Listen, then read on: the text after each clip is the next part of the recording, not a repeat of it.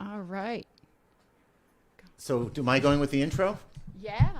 Okay. Tell me when now. Yeah.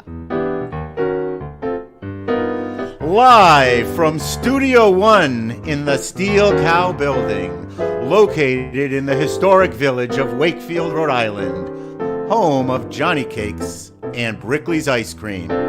I'm Dan Chaika, and this is The Eden Show, an Oyster Farm production.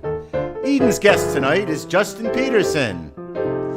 And without any further ado, it is my great pleasure to introduce the Queen of Cool, the Chanteuse from the Cuyahoga Valley, the ingenue from Ohio, the one, the only, Eden Casteel. Thank you, Dan Chaika, my personal lawyer, for that wonderful introduction. It's so nice to have two men around the house. So, hi there. Thank you so much for joining us on the Eden Show. I'm Eden Casteel, and I am getting better at StreamYard all the time. So, look at that. Whee! Look at that. Wee! I mean, just text everywhere. So, if you're joining us, thank you so much for joining us. I am a voice teacher, a coach, performer, music producer. I help people sing better, create great music, and perform happier wherever they are. So tonight we are in 3 different locations in New England, right? Yeah. So I'm Eden Casteel in Wakefield, Rhode Island. Justin, where are you from? I'm in Boston, Massachusetts. Right now. And Dan Chaika, where are you hailing from right now? Right now I'm in Cranston, Rhode Island, or as they say here, Quanston. Quanston. And are we all from Rhode Island? I don't think so. No? Columbus, Ohio. Peculiar, Missouri. Mm-hmm. Ooh. Where are you from, Dan? Providence, Rhode Island. Born, raised, and except for 3 years in Boston when I went to law school, this is it. So, well, you know, if you live in Rhode Island, I mean, I've been here 10 years. I'm in my 11th year, but it was like I got here yesterday, right? I'll be a newcomer for the rest of my life. Justin, how long have you been in Boston? I've been here since 2008. So about, 12, 13 years? Mm-hmm. And we met, I think, in about 2010, somewhere around there. Yeah, somewhere around there. Mm-hmm. Yeah, it's been a while. That's It's all know. good. Yeah, we should have a party. So tonight we've got a few things going on, and like I said, I'm getting better at the StreamYard thing, so you can see in the corner there some of the things we're doing tonight. I'm starting with dad jokes. So if there are dads in the house, I'd like to apologize for what I'm about to do. But they're great, and because I'm a very organized person, my dad jokes actually came from a little box that was provided to me by Father Reverend Craig Swan of St. Peter by the Sea in Narragansett. So he thought I needed dad jokes. So it showed up in a box one day. Isn't that nice of him? We love a good dad joke. Okay, all right. I'm glad you said that. Well, you said you liked a good dad joke, so I don't know how this is going to go over, but yeah, we'll do what we can. All right. And well, I like a good corny joke, so we're doing well. This is good. Okay. Did you hear about the restaurant on the moon? Did you hear about the restaurant on the moon? Great food, no atmosphere. Oh, it hurts. It hurts. There's one. How do you tell the difference between a crocodile and an alligator? How do you tell the difference between a crocodile and an alligator? Any thoughts? Hello, Jerry Ellsburn. Yay. It's the nose. Right? It's the nose, right? Right. You will see one later and one in a while. Just throwing these. We need a little... Yeah. Yeah, something like that. Okay. I love that one. That's Isn't that awesome. great? That's a great joke. Okay. Yes, All right. that's a great joke. Well, and none of us are dads, so we don't have to find these funny. I guess if you're a dad, you have to find these funny. Or you have to, torture your children with them. This is good. And I can only torture Jerry. Right. Deb says, we need a little drum accent there. I'll work on the drums, right? So we can just go, boom, ching. Right. We need a rim shot. All right. So what do you call someone with no body and no nose? What do you call someone with no body and no nose? Tell us. Nobody knows. Ooh. Oh. It hurts so good. These are horrible. Horrible. I'm finding them quite entertaining. Of course. Right. All right. I knew I shouldn't have had the seafood. Why shouldn't I have had the seafood? I knew I shouldn't have had the seafood. I'm feeling a little ill. Oh, man. I can't. All right. Oof. We have to redeem ourselves for this. So much cringe. So much cringe, right? Ha ha, Veronica. Nobody knows, right? So if you are watching right now and you would like to comment, you can comment in the sections over there from Facebook and YouTube Live. If you also go, because I get to show these banners, I'm so proud of my banner work. Banners. Yep, see that? If you want to have your comments seen down there, then you go to streamyard.com/Facebook and you give permission. So yeah, we're making it legal. My lawyer's here, right? So you got to make sure that you give permission to Facebook so that way your comment can appear down there. So if you do that, go into streamyard.com/Facebook, you can give permission, and then we can see your dad joke or any other comment, and we can't stop you. We can't even stop you. So that's your incentive right there. This is like those super chats on YouTube. Those are kind of cool. Aren't they? Yeah. Yeah. Have you ever participated in those? Like the super chats? Yeah. Oh, yeah. I love super chats. That's good. Yeah, they're awesome. It's actually a way to like have people that are famous talk to you. Which is my modus operandi for all things. Just throw them some money. Okay, which famous people have you talked with? Well, nobody, just, social media famous, like nobody, just thought like intellectual people that I nerd out over, like they're like authors and they write books and they have these, YouTube chats and things, and they're like, oh, let's go to super chats and see who's talking to us. And I'm like, oh my gosh. And of course, cool. I'm a dork and I'm like sharing Søren Kierkegaard quotes. That's what I do. Help me, please. Which is why I had you on, because we're going to talk about Kierkegaard tonight. Kierkegaard, no, we're not. Great. We're talking about country. And your dad is here. Hello, Mr. He is Petersen. here. Mr. Petersen has arrived. Yes. I think tonight we both have our dads watching. Is that right? Okay. Yeah, good. maybe we'll see if we can get Ron Casteel in here. And I hope my dad was watching, because those dad jokes, he would love all of them. He loves dad jokes. So now, my dad didn't tell jokes, but he was a prankster. Big he one. Really? Okay, tell me one. What was the best prank your dad ever pulled? So, okay, here's the best one. Well, of many, because it was always an April Fool's thing. Mm-hmm. But so one April Fool's, my dad wakes me up, and this is going to be apt for our discussion here tonight. He wakes me up. I'm probably less than 10 years old. And he's like, Justin, wake up. He's like, Crystal Gale's on the phone, and she wants to talk to you. So I'm literally, it's like, what? Right? Like, my dream is coming true? So I literally run downstairs, go down and pick up the phone, and I'm like, hello? And there's nobody on the phone. It was a joke. He was a prankster. Dad! He was always doing that on April Fools. And then one time he told me, he's like, I put your Titanic model together overnight. And I'm like, really? Oh my gosh. So I went down and I thought, my dad did like my Titanic model?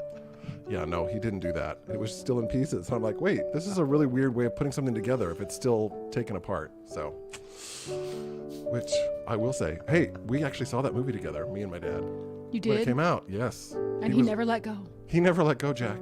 I remember what movies I saw with my dad that I remember. E.T. Oh, yeah. Yes, saw that. Yeah. Mm-hmm. That was good. Yep. Yeah, that's I don't know. My dad took me to see Aliens in 1986 when it came out, and of course I knew what it was about, and I'm the scariest cat that ever catted. And I had literally spent the entire film with my eyes closed and my hands over my ears. But, and I remember still that was a thing, and I was like, oh my God. Sarah Campbell says, don't let go, Jack. Don't let go, Jack. Oh, okay. All right. I do remember going down to Florida to visit grandparents, and we didn't have cable yet, right? And so all the hotel rooms had cable, right? And that was the cool thing, that they had HBO. Ooh. Right? And for us. So we were staying in the Holodome, going from Ohio down to Florida to go visit grandparents. And so you got to be in the Holodome, which had the pool, and the indoor, pool. stuff to do. Yeah, it was a really cool hotel. And then they had cable, right? So my sister and I were so excited. What's on this cable channel and everything? And the only movie they were having that night was 10. Ooh. 10. What? With Bo Derek? And Bo yeah, Derek. and Dudley Moore. Oh my God! Just the kind of thing you'd want your children to see. Running in the surf with her braids and her dreadlocks. Amazing. amazing. Yeah, listening to Ravel's Bolero while certain things are happening. Yeah. So my mother knew this. My dad knew this. I thought, well, now, the girls really want to see cable, right? But that's the only thing that's on. So for about half the movie, my mother would just throw a blanket over me. That's what she would do. That's how See, she we didn't handled even, nobody watched it. Right. I saw nothing. I mean, it would be like click, click, click. Yeah. I thought it was all just this guy playing piano. I thought 10 listen. was a movie about a guy playing piano. My mother took me to go see Parenthood with Steve Martin, right? And that movie came out, 88 or so. And we just got in there. It's a PG-13 movie, and that movie was not nice for a good Christian family. Right. And my mother pulled me out of that seat so fast. And she went back to the box office, and she's like, I want my money back. And I was like, props to my mom for going to be like, get me my money back. I don't want to see that filthy movie. And I was like, that's my life. That's my life. Right. My Teach the children well. That's right. We were not going to see any of that smut. We weren't No going to watch smut. any of that stuff. Nope. So believe it or not, Justin is not on here tonight because he is a smut killer. No. He is on here because he's actually a fantastic singer and performer and voice coach and player, and he's a friend of mine. And he also loves country music. Big time. So he's on here kind of for all of those reasons. So I was looking for my intro about you, but I might just make you introduce yourself, right? Oh, geez. Isn't that terrible? But you're living in Boston now, and Yep. you're from Peculiar, Missouri. Peculiar, Missouri. Where is that in the state? So it's south of Kansas City. It's about 30 minutes south. I was actually born in Independence, Missouri, which is the home of Harry Truman. So was born there, and then grew up on a farm, about 60 or so acres south of Kansas City. Literally lived on a farm, pigs, and my brother had a pig at one time, and we had horses. My parents were big horse people, so they'd go to the American Royal, which was a big horse show every year, and show the horses, and we'd go to the state fair and show the horses. So I literally grew up at horse shows. So my parents were, my mother especially was obsessed with horses. So so big farm for the horses and a big barn, and that was my life. Where did the musical interest come in? My grandmother on my mom's side was a music teacher in Kansas City for about 30 years. So I probably got it in my genetics from her. My mom and dad were huge music lovers, huge. I grew up with the radio on pretty much all the time. And we didn't go in the car that we didn't have the radio on.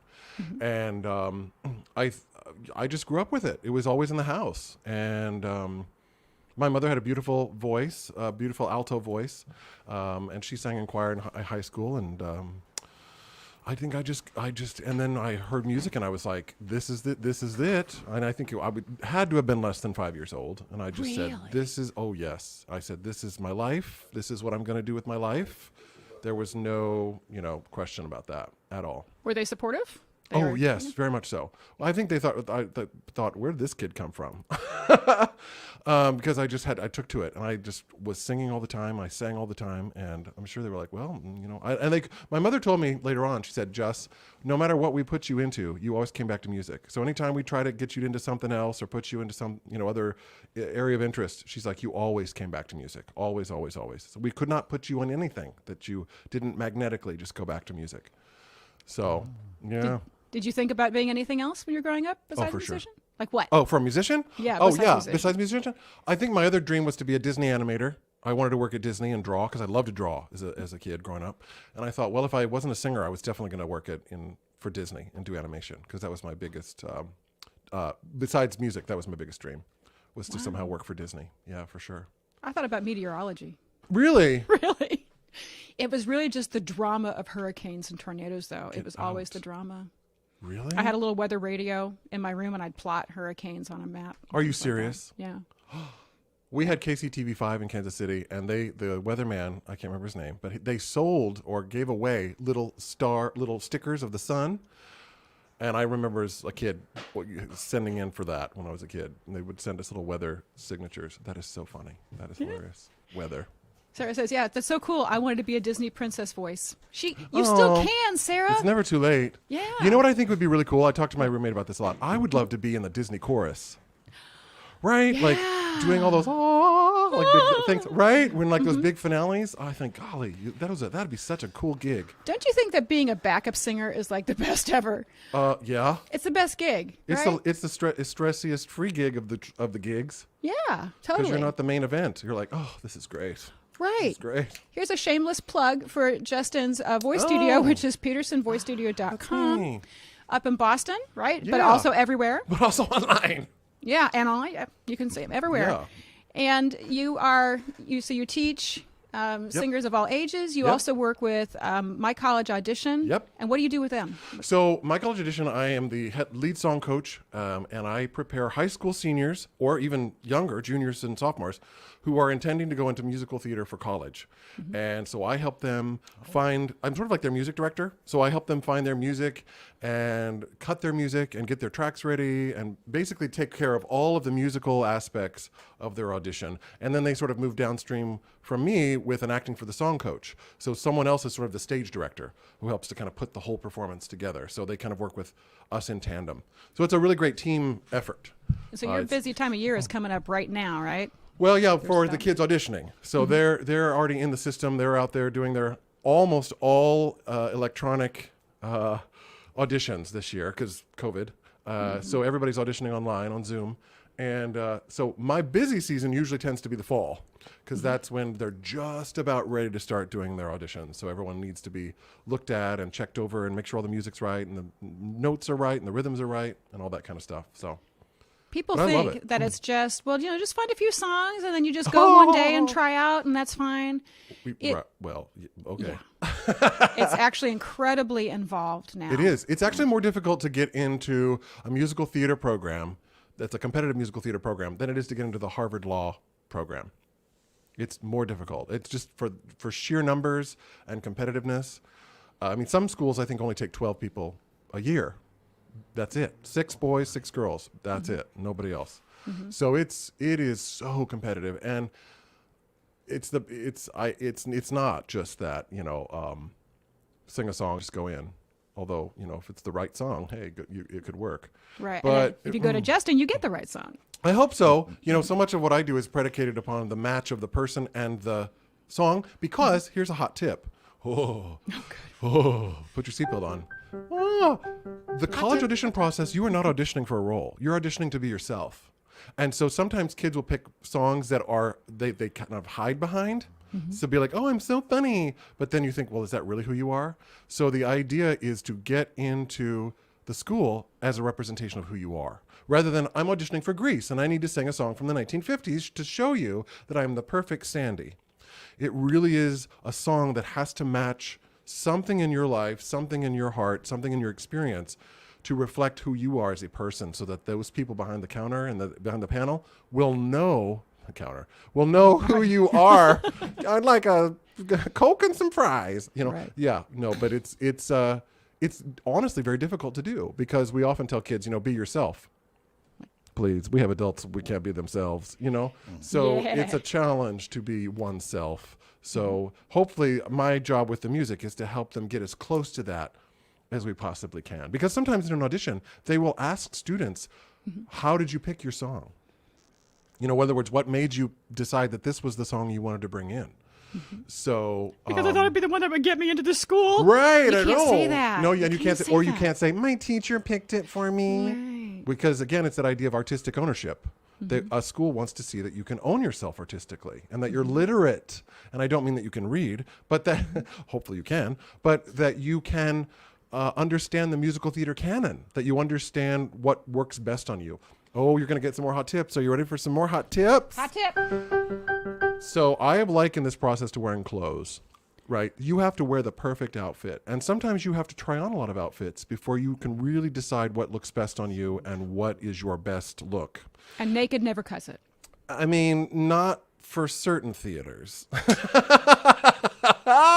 I mean, it might in other places. I'm just saying. Right. But for that, it's really being able to look at lots of different things and try a lot of things on. You need to go to the store and have somebody like me or anybody else who's good, for you to put you through the paces of having you try on a lot of different things until you sort of find that one perfect outfit. And that's where the time factor comes in, because it's not just walk in the store, put on the clothes, walk out. That doesn't work. And once you make that connection of clothing and songs, that is always true. Because as you get older, as you develop your artistic personality and your artistic sense, your clothes are going to change. So you want to be able to move with that as you go through your artistic life. Like, what if you started wearing cowboy boots and chaps? You'd be my best friend. That's right.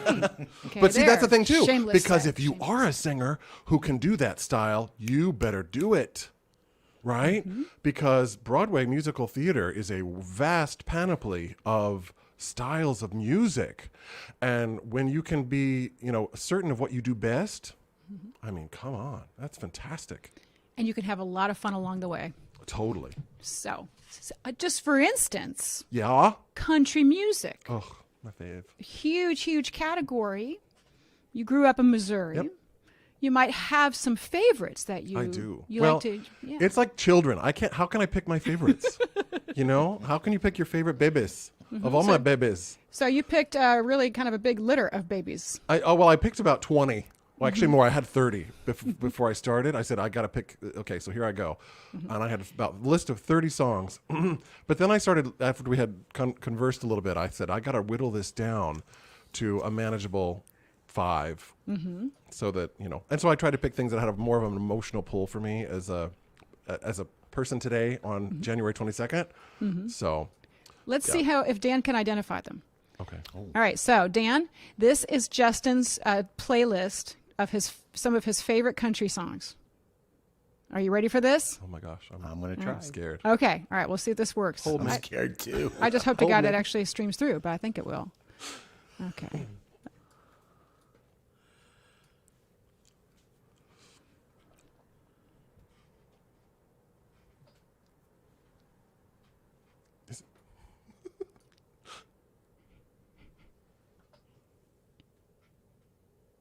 Am I supposed to hear something? Oh, you can't hear it? No, I'm sure it sounds lovely. Oh, you can't hear it? No, yeah, Oh, no. dang. Oh, well. In my mind, I'm imagining it, and it's beautiful. Oh, man. Okay, let's check my Scarlet and make sure it wasn't muted. No? Okay, let me check my Spotify and make sure it's not muted. No, it says it's not muted. Oh, dang. I'm really sorry, guys. So I guess I'm going to have to... It was working earlier. Yeah, it was. So let's see. Oh, no, that shouldn't be it. But you know what? I can share a screen and do it that way. So if you have to, you can see my Spotify. So you get to see my Spotify and see what I'm up to. There, see? The Oh my StreamYard gosh, playlist. it's perfect. Oh, this song. So now you know what it is. Oh, it's so good. She's so good. We love Tammy Wynette, by the way. So what do you like? Do you like this one more than Yes. the others? How come? Well, I mean, those other... Okay, so her two bigger songs are Divorce. And the other one is Stand By Your Man. And, of course, everybody knows that, right? That's like her number one favorite song. I really like this one, and I'm going to say some stuff here. I'm going to philosophize here. Okay, When it comes to country music. I have opinions. And here it is. I think that one of the things about country music that makes country music really great, and old country music, is they weren't pandering to the country audience. In other words, we have to, if you're really going to appreciate country music, you have to look at country music as the story of a particular kind of people and a particular kind of culture.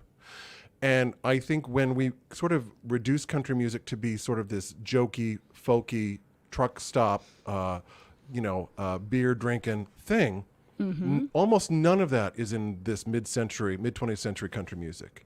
It's earnest, honest experiences of real people going through real traumas and real drama in their lives.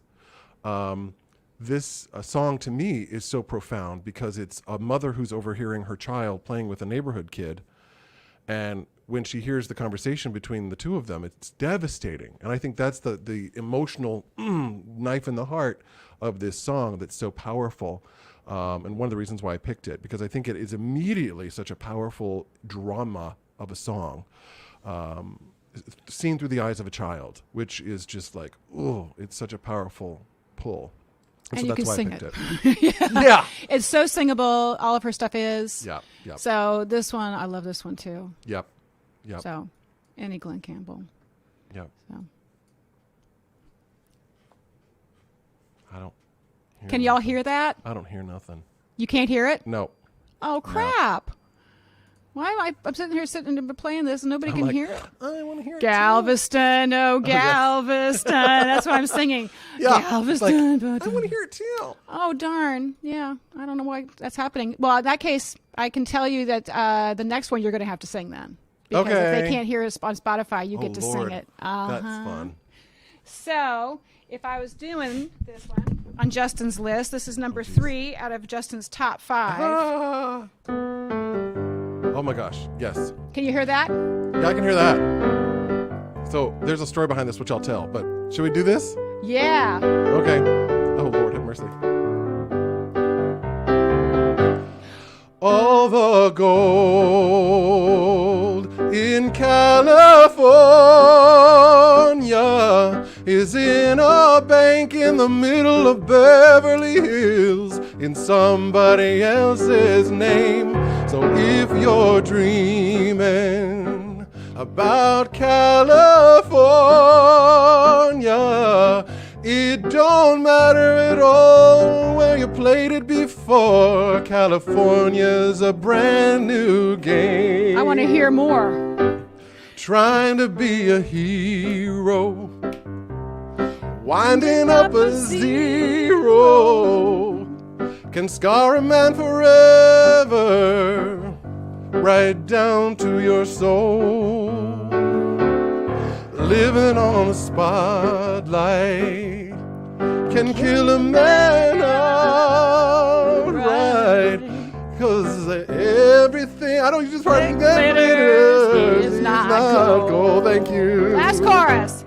All the gold in California is in a bank in the middle of Beverly Hills in somebody else's name. So if you're dreaming about California, it don't matter at all where you played it before. California's a brand new game. So, yeah, that's fun. I love it. Now you're gonna love this. That's the first song I ever sang.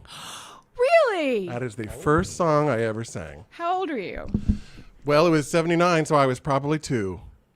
2 years old, and my dad would put 2 me. years old? You're 2. singing this song? No, I'm serious. Like it's ridiculous. I was like vocal baby Mozart.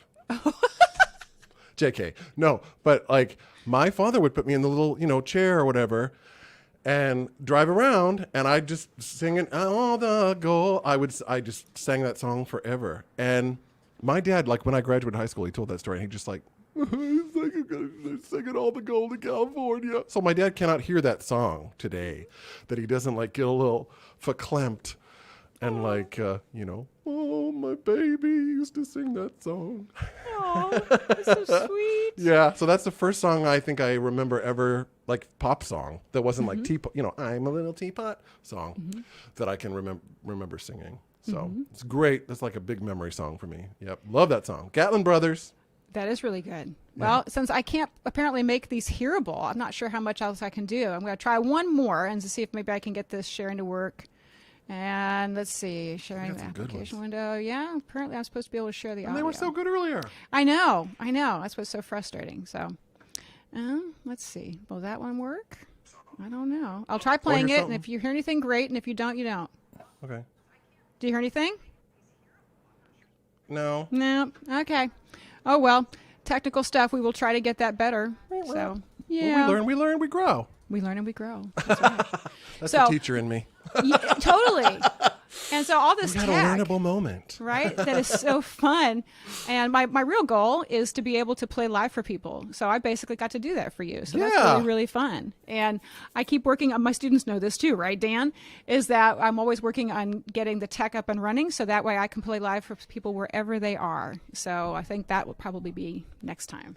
Absolutely. So, but something else on your list was one that I sing a lot. Oh, So are we going to talk about this one? I think we should talk about this one. Oh, Lord, have mercy. Yeah. You know, everybody has their, okay, so I'm going to get really nerdy. Have you ever heard of Cato? Cato Kalin? No. No, Cato, like the old guy back in the old ancient Grecian Roman times, right? Oh, that Cato. Yeah, that Cato guy. Okay, So, yeah, him. So people have We've what all they call heard their of Cato. Everyone says that person's my Cato, right? That person's my Cato. What that just means is that person is like my role model, my lodestar. Ooh, I used a fancy word. Look it up. I like lodestar. that, the lodestar. She'd like that. And so this artist was the first literal long playing record that I ever owned. Really? And this is 1981, maybe. My Aunt Karen, my dad's sister, bought this record for me when I had to have been less than 5. Had to have been less than 5 years old. And I fell in love with this woman like no other. I was just fascinated by her, how beautiful she was. And the album covers of her were just of this gorgeous long hair. And I was just like, what is this person? Who is this person? And this record made in 1977, well, this song was from that record, We Must Believe in Magic, 1977. And boy, howdy, was this a crossover hit in 1977. Yeah. What So- key? Anybody do it in her key? Oh, gosh, probably not. What key should I do it in? Oh, what is her key? Do you know? She's in G flat. Maybe we should do it, I don't know, E? E. Okay. Just give it, E, just okay. give the old chords. There we go. Oh, this takes me back. Let's see how this goes.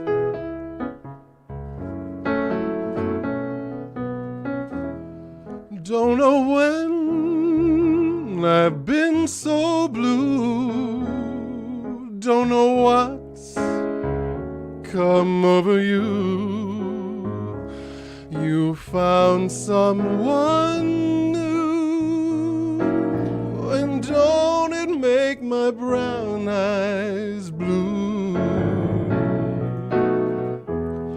I'll be fine when you're gone.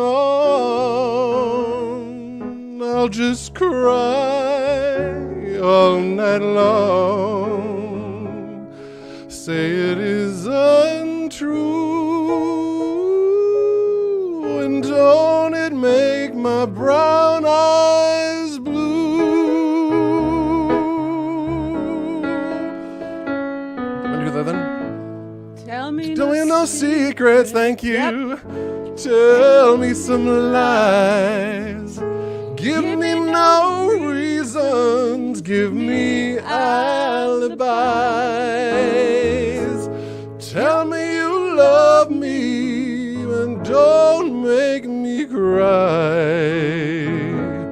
Say anything, but don't say goodbye. I didn't mean to treat you bad.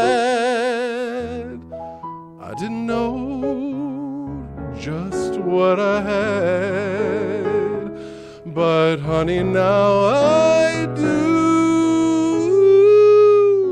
And don't it make my brown eyes? Don't it make my brown eyes? Don't it make my brown eyes blue?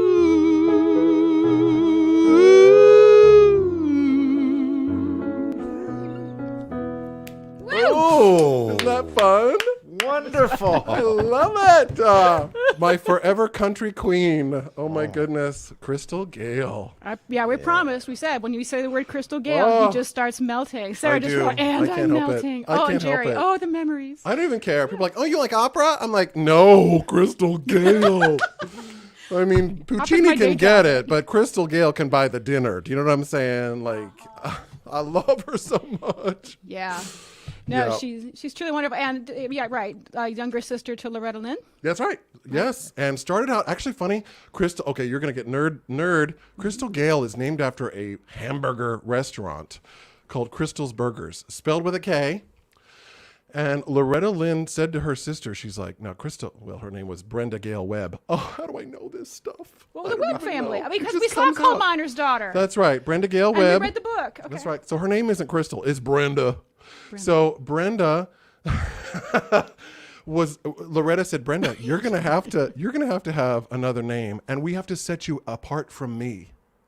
Because if you're my sister and you come into this music business as sort of a knockoff of me, you're going to be under my shadow. You're not going to have the same kind of success. Mm-hmm. So Loretta was really instrumental in sort of molding Crystal's sort of image into this sort of country pop. Mm-hmm. So whereas Loretta was real more standard country, Crystal moved into more like country pop jazz styles. Mm-hmm. So, yeah, Crystal. Oh man! Did I ever tell you I got a Christmas card from Crystal Gale? No. Best Christmas of my life. So when I was in college, like a normal person, Look at him. He's getting off a climb. I know. I can't help it. This I is just so can't. good. No, I can't help it. So I emailed her. I was in college. I was in college for music, and I emailed her because that was the time emails were coming out. So. I'm not too old. You're not so too old. yeah, so the Dan, emails. he's not too old. I'm like the email. No, you're not too old because I listened to Crystal Gale when I was in college. Brown Eyes Blue. I saw her with my mother. That's how long ago. That's I how old love I it. am. Oh my gosh. But I emailed her and I said, hey, I'm Justin Petersen. I'm in school in Iowa. I just want to let you know that you're the reason that I'm in music school. I listened to you when I was a kid and I wanted to be a singer more than anything in the world. And your music was that roadmap and that gateway for me. And after that, she sent me a Christmas card, like literally handwritten Christmas card. And she was like, Merry Christmas, Justin. And I was like, best day ever. Oh my gosh. And I still have this weird fantasy in my mind that she's going to want to like sing with me at some point. She's going to be like, Justin, I've decided I need you to sing with me. Because that's my 5-year-old fantasy. That's literally all I wanted out of life was to meet Crystal Gale and sing a duet with Crystal Gale. Still to this day, like if she was on the phone, like, call me Crystal. She's like, let's do a duet. I'd be like, where do I need to be? This, yes. Where do I need to be? What time? What am I wearing? I'll be there. Mm-hmm. So yeah, no, I'm obsessed with Crystal Gale. Get on that, Eden. Get on that, Eden. Get on that. Okay. All right. Well, yeah. We have to figure out. Here's my segue. We figure out how we have to do it legally. Right. How can we do it legally? So yeah, I'm not good at the segues yet. I'm not bad at the laying on of the text and things like that. Apparently, I still need to work on my audio, but I'm okay, and I'm working on the segue. So Dan, my personal lawyer. You're not actually my lawyer, but you are my lawyer. You're my lawyer of my heart. Okay, you're the lawyer of my heart, and a damn fine singer too. Well, thank you. You have been singing for a while. And you've also been lawyering for a while. Yes. So we have segments on this show. So right now we have a segment called Is It Legal? With Dan Chaika, where he is going to share a little piece of Rhode Island law with us that we need to know. Right. So Eden asked me to do a minute on divorce and contracts. Ready, so set, go. I'm like, wow, that's perfect. Prenuptial agreements, right? Actually, Rhode Island is the toughest state of all 50 states to break a prenuptial agreement. And for those who don't know what a prenuptial agreement is, it is a contract you enter into before your divorce contract where you determine what's going to happen when things fail. So they're not really, I personally don't encourage them unless it's a second marriage for everybody. You're trying to protect kids and your vast inheritances, the wealth that you've amassed. But generally speaking, they are a recipe for failure if you're a young couple with nothing, starting a partnership and getting married, because you are pre-planning the failure of that relationship. So put that aside, and the reality of it is in Rhode Island, unlike any other state, you almost can't break a prenuptial. And the reason is that in the 80s, when they passed the Prenuptial Act, which is a model act that's been adopted by almost every state, there is a list of about 26 things that you can bring up that, I didn't know, I was forced, I didn't have time, I didn't have representation. And in all those states, any one of those factors a judge can use to break a prenuptial. In Rhode Island, at the time, a male-dominated legislature, I think there were 2 women in the legislature at the time, they had an intentional typo, and instead of putting or between all of these indicators, they used the word and. So it is virtually impossible to break a prenuptial in Rhode Island. That's my little quirk on Rhode Island divorce law that Eden asked me to come up with. Ooh. Wow. Good to know. Yes. So basically, if you're going to fall in love, make sure you're falling in love. Absolutely. Right? And Don't end up in a country song. don't end up in a country song like a DIVORC becomes final today. All right. Otherwise, yeah. Okay. So stay married. That will be my next song, by the way. We'll Write be using the that in song. Dan Chaika's next commercial. Thank you, Justin. Awesome. Well, if that's your next song, what are you going to do now, Dan? It's not country. It's not country, but it is No. love. It is love. Yes. You're singing. You find your future in the sand and in the stars above. A fortune teller reads your hand and tells you you're in love. But fate must have planned we should meet, for right from the start,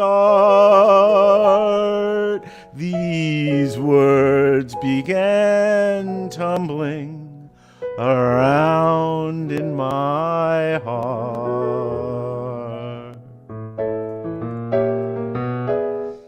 Let there be you, let there be me, let there be moonlight over the sea. Let there be light to enlighten our days, chasing the darkness of shadows away. Let there be birds who sing in the trees, someone to bless me whenever I sneeze. Let there be cuckoos, a lark and a dove, but deep in our hearts, let there be love. And I'm going to end it right there. Give me the big finish. Let there be love. Dan Chaika, the singing I lawyer, love ladies and it. gentlemen. Isn't that great? Did you write Thank that? you. Oh, no. okay. No. I knew you were It writing is music. the original version, not the one that they did in the 50s and 60s. Eden went and found it. Yes. Why don't you tell us how you found that, Eden? Where'd that come from? It was Peggy Lee's version. Oh my gosh. We did, but it was actually written by, who was it? Reginald somebody in the 20s. And he was an African-American singer who had a career in England, not in the States.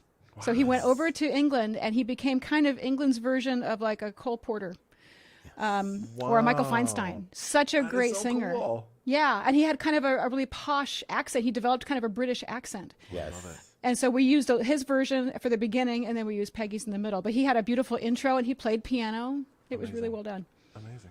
Yeah.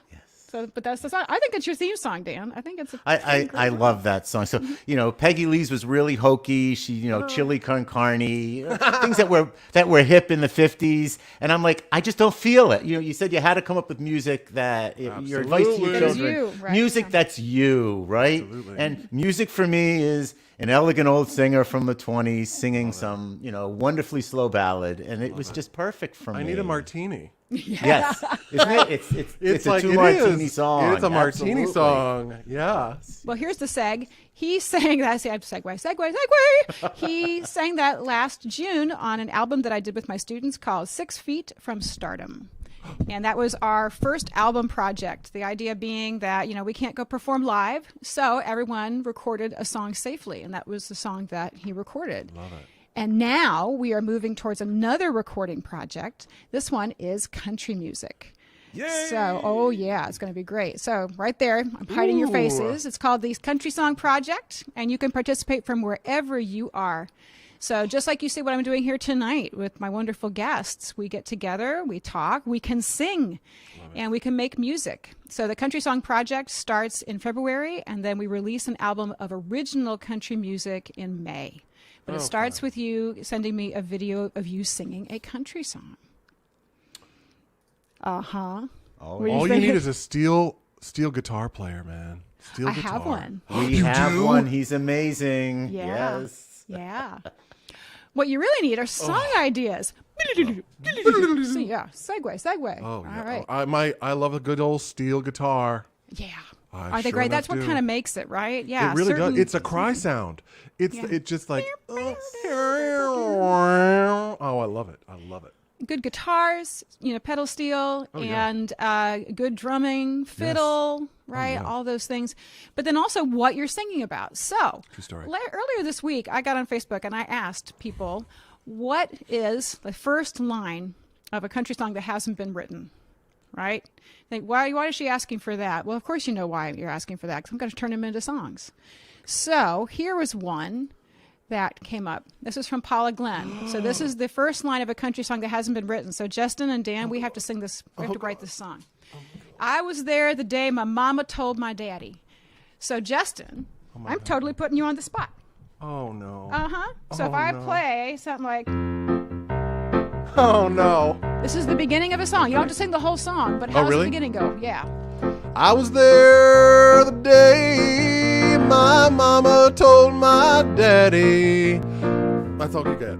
We don't have any milk. Oh yeah. So mama went on down to the grocery and she found her new lover Bill. There's our song. Woo!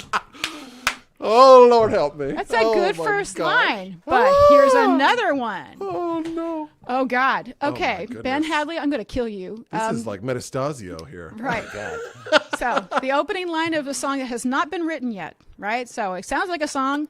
Tell him about me already. I am tired of climbing in and out of this confangled window each time he leaves for work. I'm loving this poetic meter. It's delicious. Is So- this freeform verse? I guess so. I mean, how do I turn this?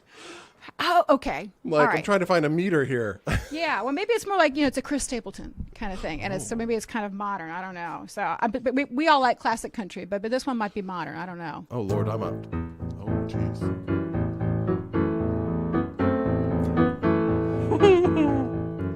Tell him about me already. I'm tired of climbing in and out this confangled each window each time he leaves for work.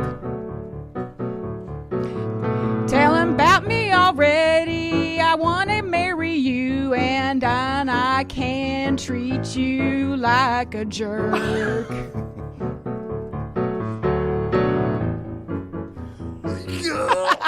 Ben, that's all you get. That's all you get, Ben. That's all you get. The sludge is going to go through. Right. Yeah, But- we're going to teach him about rhyming schemes. Right.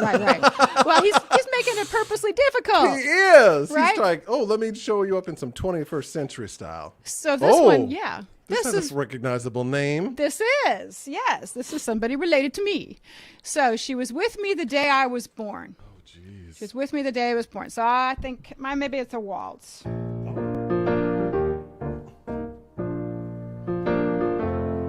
She was with me the day I was born in a cabin down by the holler. He was with me the day that I left this mortal coil. Now the song just got really dark and twisted. Sorry, Dad. Wow. But it's a good opening line, right? It is. And isn't country fun? It's fun. It's fun. It's music of the people. Love it. Yeah, it's really good. I'm just checking the comments here real quick to see if everybody's going, oh my gosh. They're Yeah. like bailing. Are they bailing? Okay. Yeah. They're like, bye, thanks. All right, this is Jackie Zielinski Sullivan. Oh. Whiskey's only risky if you're drinking while you're sinking. Oh, Lord have mercy. Probably not a slow song. All right. geez. Whiskey's only whiskey if you're drinking while you're sinking. We do sing some songs about drinking in country music now. A tad. That's a thing. A tad. That's why I like them. Yeah. So I'm trying to think whose style would be good for that. I mean, I'm doing a whole lot of like. Well, this is kind of like a Loretta Lynn kind of thing, right? Yeah. This is like a don't come home a drinking if lovin's on your mind, which is a great song, right?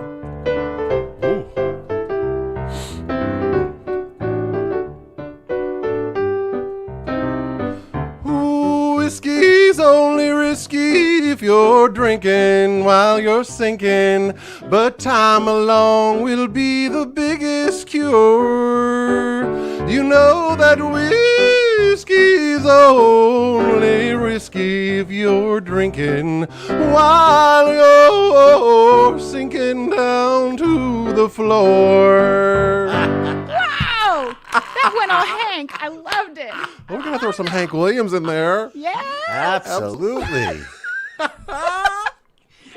good. It's good. All right. Low latency Don't you love begin. Hank Williams too? I mean, love come Hank on. Williams. Yep. Incredible artist. Yeah. Incredible. And you saw that whole Ken Burns Oh! country music. You memorized every line, probably. I mean, listen, my dad was crying. Yeah. My dad was crying. There's that moment where his mom's driving him home or something, and he literally writes, I saw the light in the back of the car. Right. Like writes this song, and my dad was just like, can you believe he wrote that song in the back of his mother's car? I was like, yeah, Dad, he was the poet laureate of country music. I mean, legend. Oh, and if anybody gets a chance, that Ken Burns documentary is now available for streaming. Oh, it is? Online, or you can buy. I tell everybody, if you love music, buy it. Yeah. It's so good. It's such a great documentary. Yeah. That's awesome. All right, here's a few more. Oh, jeez. Yeah, just a few more. We'll wrap up soon. But this is, where is this one? Okay, Catherine Lavolsi. My truck left me yesterday. Wow. All right. Now I can start playing something, or you can start singing, and I'll try to figure out what style you're doing. Jeez. Yeah. I'm like getting some Alabama vibes up in here, like Smoky Mountain rain keeps on falling. Yeah. I just love that song too. Oh, jeez. You want a little bit? You want a little bit? Okay, throw something at me. Okay. See if it floats. So.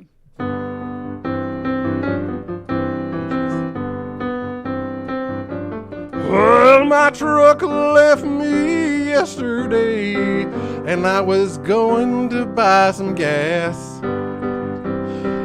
And then I learned that the government raised the cost of gasoline. So I guess I'll just have to walk to see my lady lass. I have no idea. You have to rhyme with gas. Not bad. I mean, pulling things out of places. Yeah. I mean, it's a great line. All of these. I mean, my friends deliver. So they did come up with some really, really great lines. Oh my gosh. Yeah, I see her. Awesome. Yeah. Oh, Sarah's going yodelay. Hee-hoo. Yodelay. Listen, you got to be able to do Robin that. joined us. Yeah. Hi, Robin. Hey. Okay. You got to here's yodel one. in country now. You got to Keith yodel. Munslow. I told her I'd come back, but never did. Instead, inside this bottle, I just hid. Keith is a very good songwriter. So he can just go like that. Man. Is he writing the song for this too? No, but he does a lot of improv, so he's very, very good at just sitting down and playing and doing style like that. He's fantastic at it. So let's.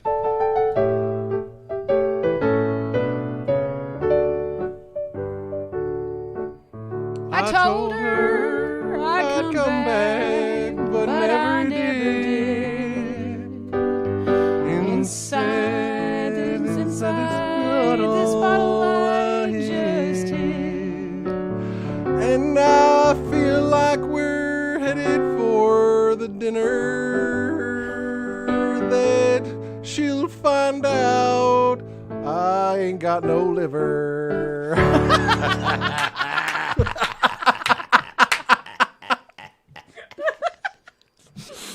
Help me, Jesus.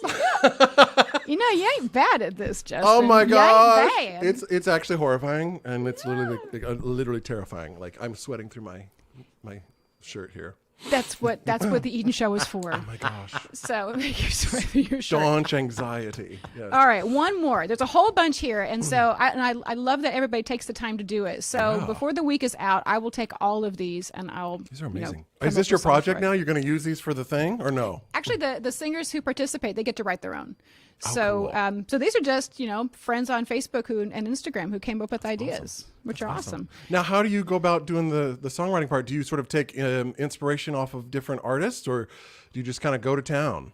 We do. I mean, everybody will probably come in with some people they like, and they'll start by recording a couple of covers to get used to using a microphone in their space or however they're going to record wherever they are.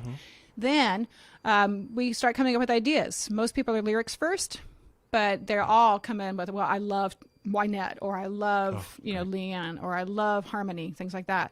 So, and then we start creating a scratch track over, late February, March. And then I'm having real musicians actually play the final track, and then they'll record, send it off to be mixed and mastered. And then if they want, we make a video. Amazing. Yeah. So a little bit of everything. That's so fun. It's going to be so fun. So I only can take a certain number of people because it is kind of intense. And so it involves, having songwriting classes. We're using our friend Mark Cutler. We're meeting with him again. And he's a member of the Rhode Island Music Hall of Fame. Oh, wow. Wonderful singer, songwriter. And he has this songwriting project where, when we're not in a pandemic, called Something Every Tuesday. Or is it Something Project? That's it, on Tuesdays, where he gets a group of people together and they write for an hour. And it can be adults who have disabilities and they're caregivers, but they all join in and are part of the song. And he just sits there and writes. He is so good at it. So he wrote a track with us for our most recent album. So we did a track in December called Seasons Change, and we just met online. He asked us a bunch of questions, and the song just started showing up. Wow. So good. That is so So awesome. we're going to write with him again. And we're also going to write with another songwriting pair, I think, in Nashville. Oh, cool. Yeah. So, but because, that's a lot of terrible things have happened this year, but getting to meet people don't know what online you're and work with them talking about. online has been great. This year's been amazing. Yeah, it's been amazing. It's been something with an A. Definitely. Okay, last one. This is from one of my former students when I lived in Michigan, named Jasmine. So she was my student for a little while when she was a little girl. And now she's all grown up and she lives in Texas. Oh, hey, now. Yeah, I think she lives in Austin. And, that's oh nice. yeah, she's wicked smart. She's good at everything she does. And so she wrote in one word. Just one. One word. How do we do this? So we could harmonize it. We could add other words to it. I think that's a good idea. Yeah. Or, I know. C. Oh, jeez. O. R. N. Corn's all you've given to me. C. O. R. N. Corn's all we'll ever be. How about L-O-V-E? Okay. How about a B-A-B-Y? Not ready for it, no. So all I get from you is C-O-R-N.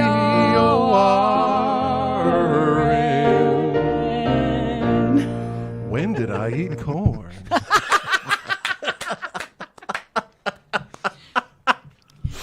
So, help yes, these are, I know. Oh my gosh. So, it was fun. It sounds like a song. Jasmine, that's a great thing that you gave us corn. Thank you. Geez. That was super, super fun. And if you spell it out, it's even more fun. It's even more fun. Yeah. I mean, I think that works. So it's really neat to get to practice just like lots of different, song Absolutely. ideas with it. So the songs on this album are going to be something like that. They're probably going to show up like that. So I want to mention one more thing that Justin does.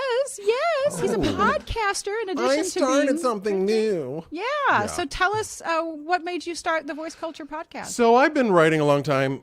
I'm not just a country music maven. I'm also into I like old things. So I also am really into old vocal pedagogy, teaching information and systems and ways of thinking about the voice.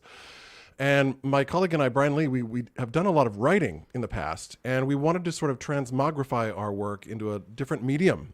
And sort of so this is going to sound so hokey, but Brian and I have this delightful childish love of these two drag queens, Katya and Trixie Mattel. And they have this show called, and that's literally the name of the show. And they say, welcome to where we talk about whatever we want, because it's our show, not yours. And Brian and I said, okay, this is us. So it's really just me and Brian sitting around, chewing the cud, and we will talk about vocal pedagogy texts. We talk about philosophical stuff about singing. We don't want to be another voice science podcast. We want to really talk deeply about what does it mean to sing. What does history teach us about singing? How can we conceptually think about singing and what we're doing? And sharing a lot of the old writings and things in a new format so that teachers can go, oh, yeah, can sort of formulate their values around education and teaching based on what great teachers and pedagogues have done in the past. And it's informal. It really is very informal right now. We're sort of learning the ropes as we go, and just having a good time talking to each other, because we've often said, it's like you're sitting around just listening to two people talk about stuff, and in this case, it just happens to be about vocal pedagogy. Like we did a really interesting podcast a couple weeks ago about masculinity, and talking about what's the role of masculinity in singing, regardless of your gender. What is it? What is the benefit of it? What's the positives of it? What are some of the negative things that come along with it when we think about that?